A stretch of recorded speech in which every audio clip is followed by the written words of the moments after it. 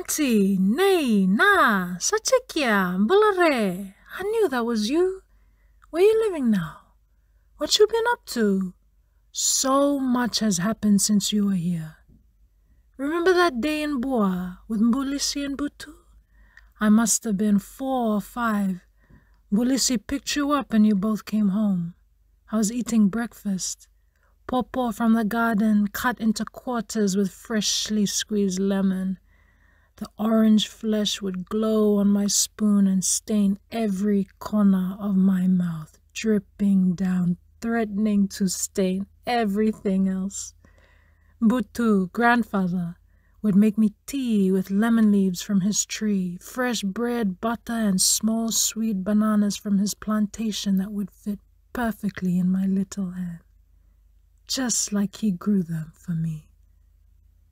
I remember seeing you, Auntie, and even with a mouthful of bread and a shirt stained with the tropics, you invited me into the vast beauty of being Tokay. Even then, I knew with you I would be returned to myself. I would find every delicate fiber that made me, me. This morning, I arranged my limbs on the floor the way grandmother used to, my calves traversing into a protective fort around my womb.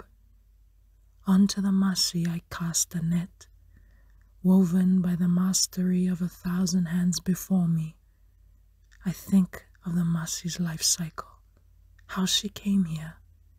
After being planted, nourished, alive in the warm soil, she was stripped from her mother, then soaked in a life of moving water and stretched under the melodies of our aunties and grandmothers who listened patiently to the ways she wanted to gift the world.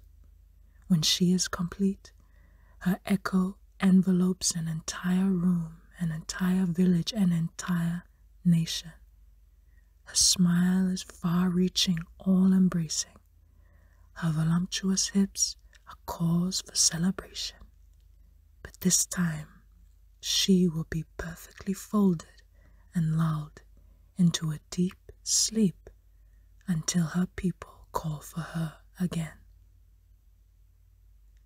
In Fijian, I spill my ancestry into her fibers, welcoming her back into the world. Slowly and carefully, I build the bones of our stories onto her anatomy. Delicious drops of the vanua are tenderly pressed into her skin.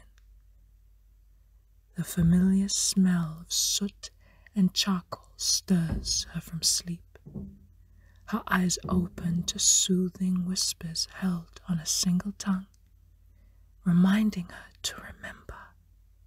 She shifts and shivers under my intention, but soon we lovingly collide in the same grain that grew her from youngling.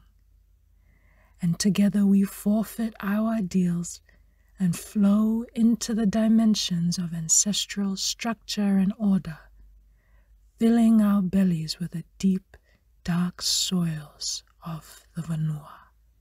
One after the other, we go until we are distilled with knowledge on the shadowed edge of potential, prophesying into the darkness where seeds are sown and ecosystems are burning with life. This is the first stage, complete. Auntie, are you awake? Oh, good. I just wanted to talk stories some more. Remember when Bumbu passed a few years ago now? You held us all together, Auntie. You kept our feet from falling when the gravity of our grandmother dissolved from under us.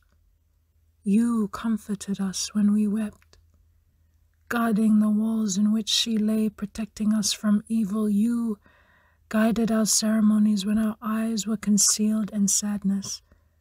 You adorned her body as she journeyed back to the vanua, back to you, back into our hearts, Auntie.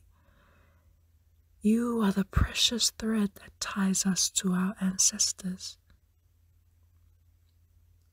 This afternoon, the sticky, pooling, dark red dye folds itself into her, squeezed from the bark of the mangrove root, plant to plant, their biologies synergize to conceive a sacred tambu kinship.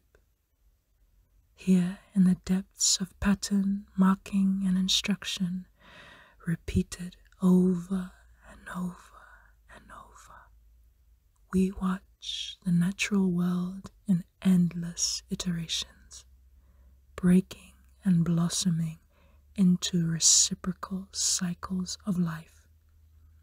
As I paint the dye into her bark, I feel the combustion of my offering into an ancient ecology. Again, I whisper my ancestry into her.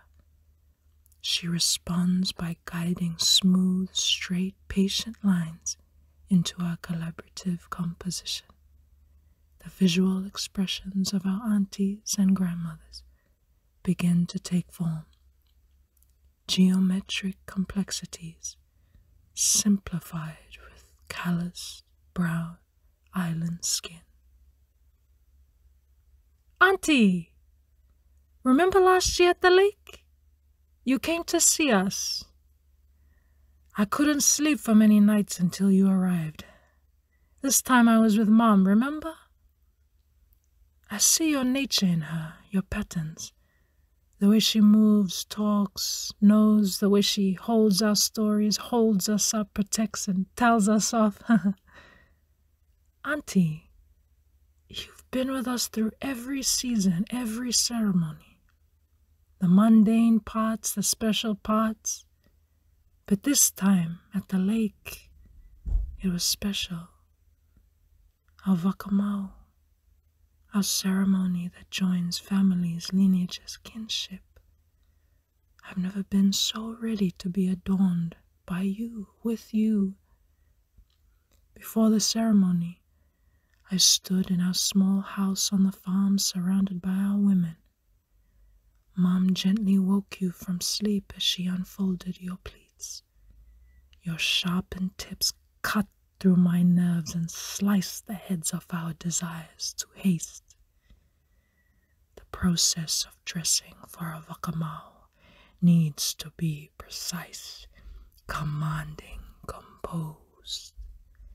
Even though we were in Aotearoa, I felt every heavy hand, fingerprint. I smelt the strength of coconut oil, the tightness of hair texture, and the buininga of every auntie and grandmother that would have placed your skin upon mine. Mom and my cousins pulled and pushed you into every corner of my body until we were undeniably a single formidable entity. I felt my lungs tighten to the call of your design, my chest sustained by the weight of your layers, my hips grounded into the earth by every pattern knot binding pressure that you bestowed upon me. Like that day with Mbulisi and Butu and Bua, I never felt so beautiful, so toke. This evening, I complete my small part of the larger story. I fill her grooves, valleys, and hands with soil and blood, black and red. I watch this Masi ingest the torment and joys of the past, present, and future. In Fijian, I whisper my ancestry one last time into the flesh that now covers her bones. She tells me to lull her to sleep, where she can sink into dreams of freedom. Le mave, sleep now. I will watch over you. Our protector becomes the protected.